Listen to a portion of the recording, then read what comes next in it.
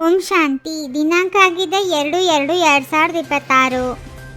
ಮಧುರ ಮಕ್ಕಳೇ, ನೀವು ನನ್ನನ್ನು ನೆನಪು ಮಾಡಿ ಮತ್ತು ಪ್ರೀತಿ ಮಾಡಿ, ಏಕೆಂದರೆ ನಾನೇ ನಿಮ್ಮನ್ನು ಸದಾ ಸುಖಿಯನ್ನಾಗಿ ಮಾಡಲು ಬಂದಿದ್ದೇನೆ.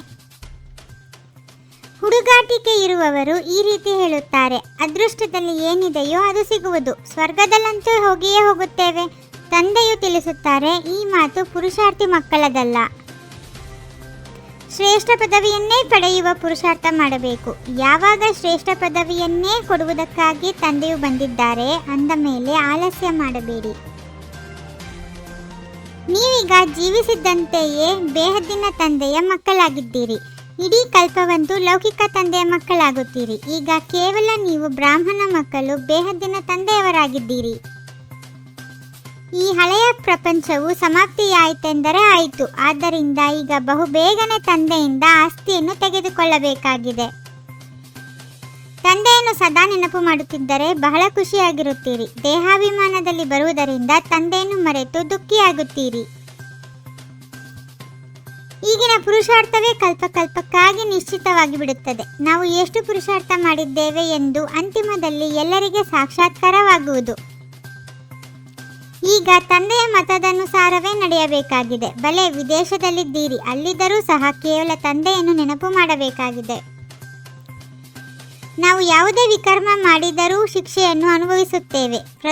ಪದವಿ ಭ್ರಷ್ಟವಾಗುತ್ತದೆ. ನೆನಪಿನಲ್ಲಿಯೂ ಮಾಯೆಯು ವಿಘ್ನಗಳನ್ನು ಹಾಕುತ್ತದೆ. ಆಸ್ತಿಯು ರಚಯಿತನಿಂದಲೇ ಸಿಗುತ್ತದೆ. ಈ ಸಮಯದಲ್ಲಿ ಎಲ್ಲರೂ ಭಕ್ತರಾಗಿದ್ದಾರೆ. ಯಾವಾಗ ಜ್ಞಾನವು ಸಿಗುತ್ತದೆಯೋ ಆಗ ಭಕ್ತಿಯು ತಾನಾಗಿಯೇ ಬಿಟ್ಟು ಹೋಗುತ್ತದೆ. ವಿನಾಶವು ಸಮ್ಮುಖದಲ್ಲಿಯೇ ನಿಂತಿದೆ. ವಿನಾಶಕ್ಕೆ ಮೊದಲೇ ಪುರುಷಾರ್ಥ ಮಾಡಿ ತಂದೆಯಿಂದ ಆಸ್ತಿಯನ್ನು ತೆಗೆದುಕೊಳ್ಳಬೇಕಾಗಿದೆ. ಈಗ ತಂದೆಯು ನಮಗೆ ಆದೇಶ ನೀಡುತ್ತಾರೆ, ಮಕ್ಕಳೇ, ನನ್ನನ್ನು ನೆನಪು ಮಾಡಿ, ಇಲ್ಲದಿದ್ದರೆ ಅಂತಿಮದಲ್ಲಿ ಬಹಳ ಅಳಬೇಕಾಗುತ್ತದೆ.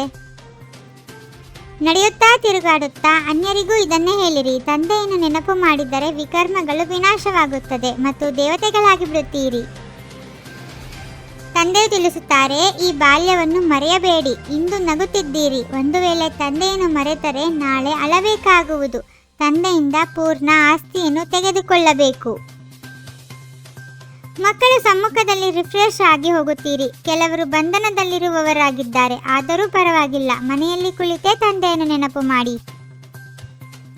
ಮೃತ್ಯುವಿಗೆ ಮೊದಲೇ ತಂದೆಯಿಂದ ಪೂರ್ಣ ಆಸ್ತಿಯನ್ನು ತೆಗೆದುಕೊಳ್ಳಬೇಕಾಗಿದೆ. ಆದ್ದರಿಂದ ತಂದೆಯನ್ನು ಬಹಳ ಪ್ರೀತಿಯಿಂದ ನೆನಪು ಮಾಡಬೇಕಾಗಿದೆ.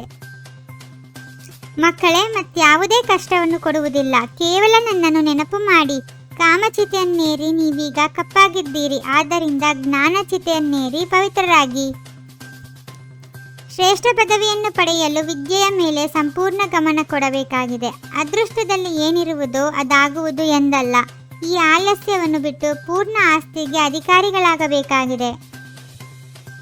ಖುಷಿಯಲ್ಲಿರಲು ನೆನಪಿನ ಪರಿಶ್ರಮ ಪಡಬೇಕಾಗಿದೆ. ನೆನಪಿನ ಬಲವು ಆತ್ಮವನ್ನು ಸದೋಪ್ರದಾನ ಮಾಡುವಂತಹದ್ದಾಗಿದೆ.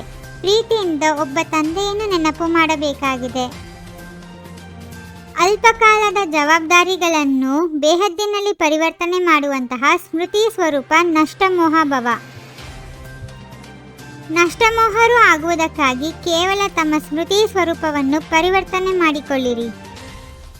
ಇಂತಹ ತೀವ್ರ ಹಾರುವ ಪಕ್ಷಿಯಾಗಿರಿ. ಅದರಿಂದ ಮಾತುಗಳೆಂಬ ಮೋಡಗಳು ಸೆಕೆಂಡಿನಲ್ಲಿಯೇ ಪಾರಾಗಿ ಬಿಡಲಿ. ಓಂ ಶಾಂತಿ. 21 ಜನ್ಮಗಳಿಗೆ 21 ಪರಮಾತ್ಮನ ಮಹಾವಾಕ್ಯಗಳನ್ನು ಆಲಿಸಿ ಹಾಗೂ ನಿಮ್ಮದೇ ಆದ ಈ ಚಾನೆಲ್ಗೆ ಲೈಕ್ ಮಾಡುವುದನ್ನು ಮರೆಯದಿರಿ.